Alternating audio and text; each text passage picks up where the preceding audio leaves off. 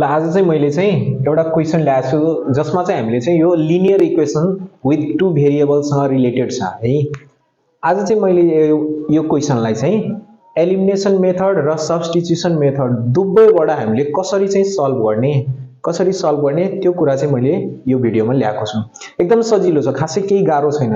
धेरै स्टुडेन्टहरुलाई चाहिँ हाम्रो एलिमिनेसन मेथड गाह्रो लाग्ने गरेको पाइन्छ, तर केही गाह्रो छैन। आज म त्यो जम्मै स्टेपहरु भन्ने छु, त्यति कन्सिडर गरे भने हामी सजिलै जस्तो सुकै पनि बनाउन सक्छौं linear equation with two variable. ल अब हेरौँ है, म फर्स्टमा चाहिँ एलिमिनेसन मेथडबाट बनाउन गइरहेको छु। दुवै मेथड भनेको छ, म फर्स्टमा चाहिँ एलिमिनेसन मेथडको सल्भ गर्छु। अब यसमा हाम्रो चाहिँ सबभन्दा पहिला एलिमिनेसन मेथडमा गर्दाखेरि हामीलाई दिएका इक्वेसनहरु के छन् पहिला त्यो लेख्नु पर्ने हुन्छ।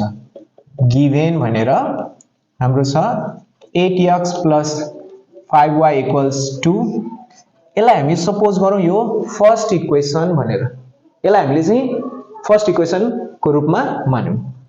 अर्को दिएको छ 7x + 4y = 1, यसलाई हामी सेकेन्ड इक्वेसन मानौं। यी दुईटा इक्वेसन हामीलाई दिएका छन्।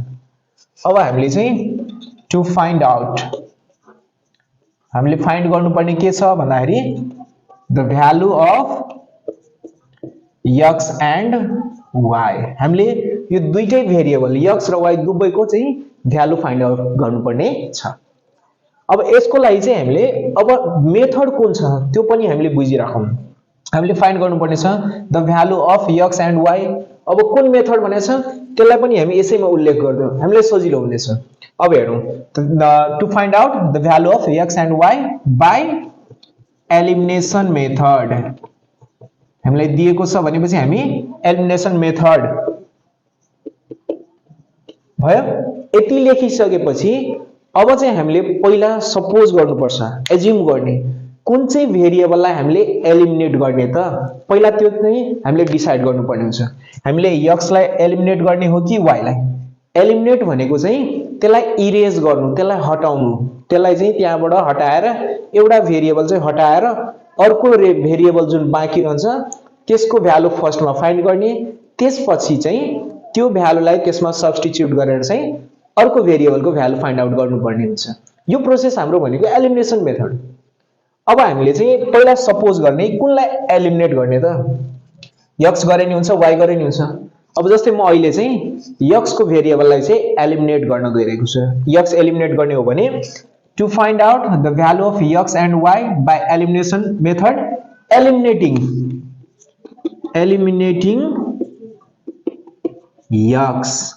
x लाई म चाहिँ एलिमिनेट गरेको छु, त्यही भएर त्यहाँनिर x लेखे। यसैगरी यसमा चाहिँ y पनि लेख्न सकिन्थ्यो। आफूले कुनलाई एलिमिनेट गर्ने हो त्यो चाहिँ लेख्नुपर्ने हुन्छ। अब त्यसपछि चाहिँ हामीले अब विचार गर्नुपर्ने कुरा के छ भन्दाखेरि चाहिँ अब हेर्ने दुवै इक्वेसनमा हामीले x को कोएफिसिएन्टलाई मात्रै हेर्ने, न्यूमेरिकल कोएफिसिएन्ट हामीलाई कति दिएको छ त्यसलाई मात्रै विचार गर्नुपर्ने हुन्छ।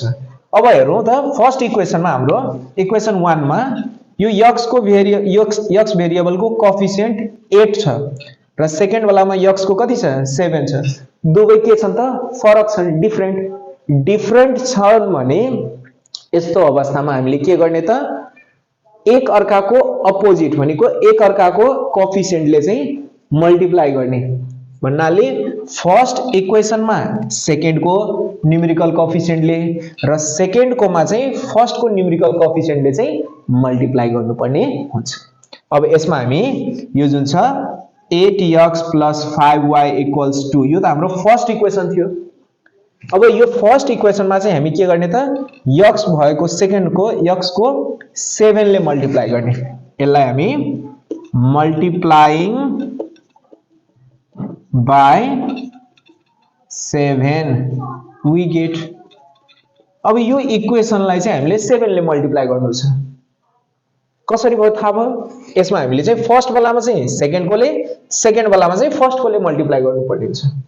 अब यो 7 ले यो जम्मैमा मल्टिप्लाई गर्ने, मल्टिप्लाई गर्दाखेरि के हुने भयो त 8 7 जा 56 x + 5 7 जा 35 y = 2 7 जा 14। अब यो त डिफरेन्ट छ, फरक आयो भनेपछि यसलाई हामी अर्को इक्वेसन सपोज गर्दियौ, इक्वेसन 3। अब यही प्रोसेसमा अब हामी सेकेन्ड वाला यो जुन छ यसलाई हेरौं। 7x + 4y = 1 छ भनेपछि यसलाई अब हामीले के गर्नु पर्यो त, मल्टिप्लाइङ बाइ, अब हाम्रो यो सेकेन्ड वालामा के गर्ने त,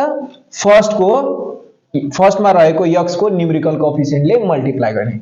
कति छ 8 भनेपछि यहाँ 8 राख्ने अनि सल्भ गर्ने। अब चाहिँ हामी हेरौं, अब यो 8 ले दुबै साइडमा मल्टिप्लाई गर्दा, और 7 8 जा 56x + 4 8 जा 32y = 1 8 जा 8। यसलाई हामी इक्वेसन 4 सपोज गरौं। अब हामीले थर्ड र फोर्थ लाई हेर्यौ भने हामी के देख्न सक्छौं त भन्दाखेरि, यो जुन x भएको छ नि, यसमा पनि भएको x, यसमा पनि भएको x, दुवैको न्युमेरिकल कोएफिसिएन्ट सेम आएको छ। यहाँ पनि 56, यहाँ पनि 56, लाइक टर्म आयो भनेपछि यस्तो अवस्थामा हामी के गर्न सक्छौं त, यसलाई एलिमिनेट गर्न सक्छौं।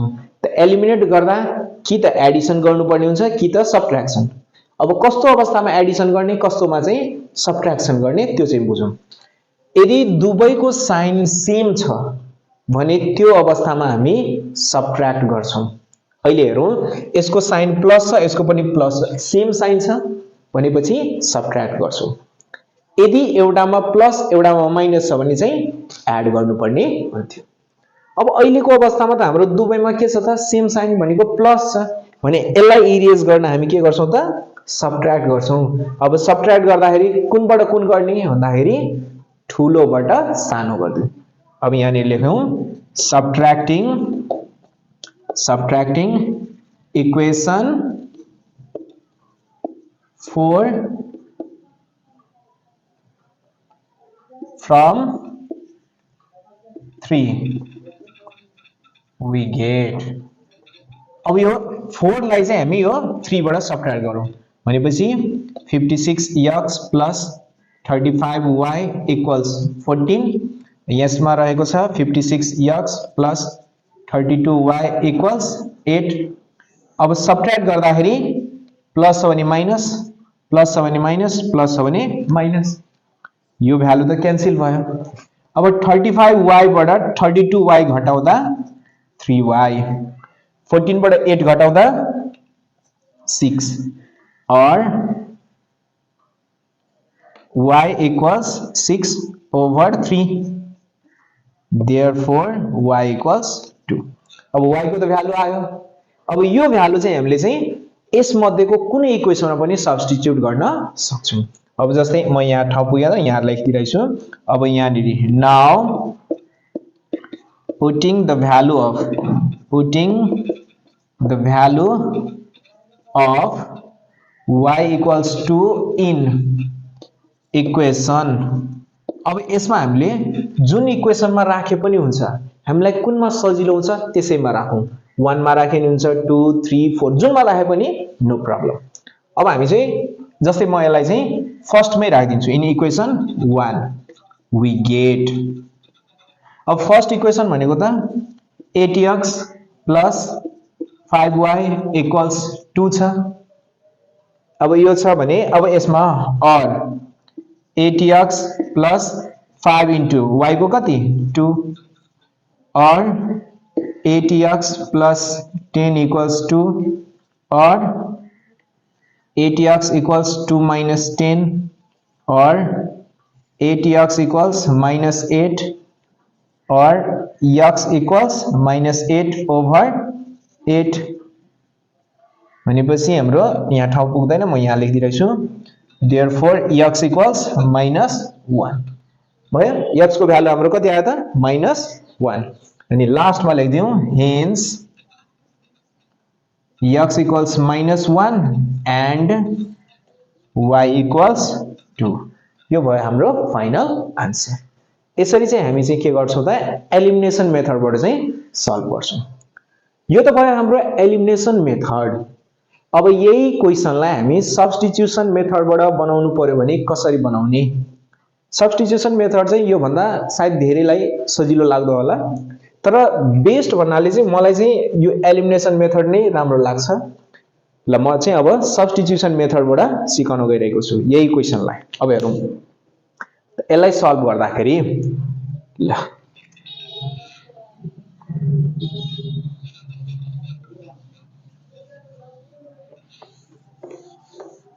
अब हेरौँ अब यसैमा गिभनमा त यही भयो and to find out the value of x and y by कुन मेथड अब हामी मेथड हामीलाई अर्को मेथड तोकेको छ भनेपछि कुन मेथड छ त सब्स्टिट्युसन मेथड भनेपछि यहाँनेरि substitution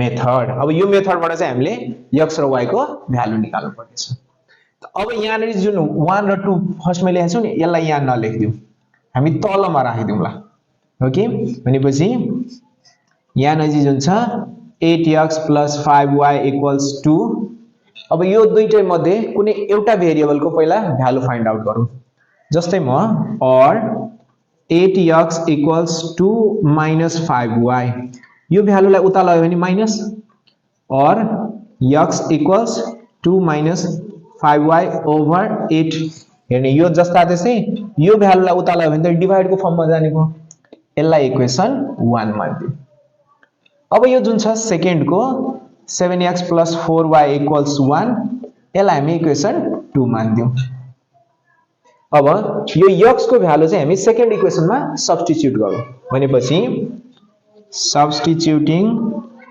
substituting the value of x = 2 - 5y / 8 in equation 2 we get अब हेरौँ है यो भ्यालु चाहिँ हामी सेकेन्ड इक्वेसनमा सब्स्टिट्युट गरौँ भन्दाखेरि 7x + 4y = 1 or 7 अब यो x को ठाउँमा 2 - 5y / 8 plus 4y = 1 भयो अब यहाँबाट म यो साइडमा लेखिदिइरहेको छु है ठाउँ पुग्दैन यहाँ नजिक अब यो 7 ले चाहिँ मल्टिप्लाई गर्नुपर्ने हुन्छ त 7 2 जा 14 minus 7 into 5 35y / 8 plus 4y = 1 हेरौँ यो 7 ले मैले यो न्युमरेटर भ्यालुमा मल्टिप्लाई गर्दिए अब यसको तल केही छैन भने 1 त हुन्छ अब यो 8 र 1 को एलसीएम लिऊ एलसीएम लिँदाखेरि 8 लाई यो 8 ले डिवाइड गर्दा 1 into यति यो भ्यालु राख्यो भने 14 minus 35y प्लस अब यो 8 लाई 1 ले डिवाइड गर्दा 8 into 4y 8 4 जा 32y = 1 और अब हेरौँ यो र यो ल 14 यो र यो सल्भ गर्दा -3y = क्रस मल्टिपल गर्दा 8 into 1 8 और -3y = 8 यसलाई उता लग्यो भने -14 और y = -6/-3 therefore y = 2 हाम्रो y को भ्यालु आयो कति आयो त 2 अब यो भ्यालु चाहिँ हामी यो फर्स्ट इक्वेसनमा पुट गर्छौं भनेपछि now putting the value of y = 2 in equation 1 we get the first equation भनेको कति छ त x = 2 - 5y / 8 = 2 - 5 into 2/8 2 - 10/8 -8/8 equals -1 therefore x equals -1 and y equals 2 भनेपछि यो हाम्रो आन्सर भयो। अघि नै पनि हामीले एलिमिनेसन मेथडबाट निकाल्दाखेरि हाम्रो आन्सर के आएको थियो त x को -1 र y को चाहिँ 2 आएको थियो। यसरी चाहिँ हामी सजिलै बनाउन सक्छौं। अब यहाँसम्म चाहिँ सायद प्रब्लम नहोला, यदि प्रब्लम भयो भने कमेन्ट सेक्सनमा गर्न सकिनेछ।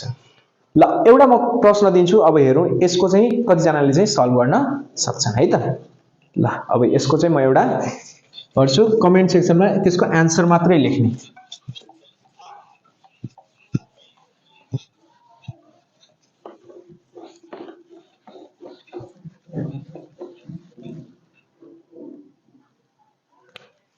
ल दुवै मेथडबाट है, दुवै मेथडबाट सल्भ गर्नु छ।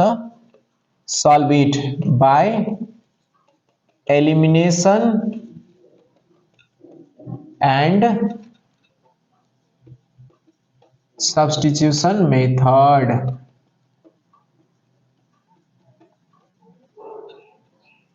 जस्तै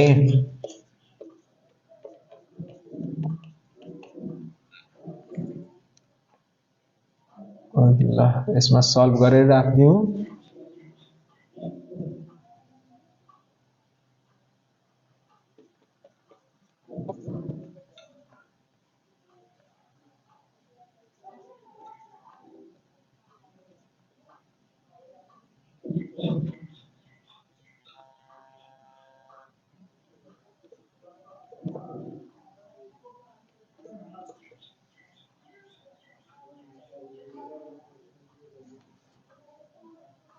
ओके ल यति चाहिँ हाम्रो 2x + 3y।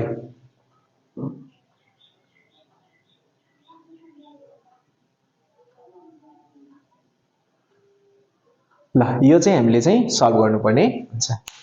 ओके आजको लागि यति नै। Thank you class.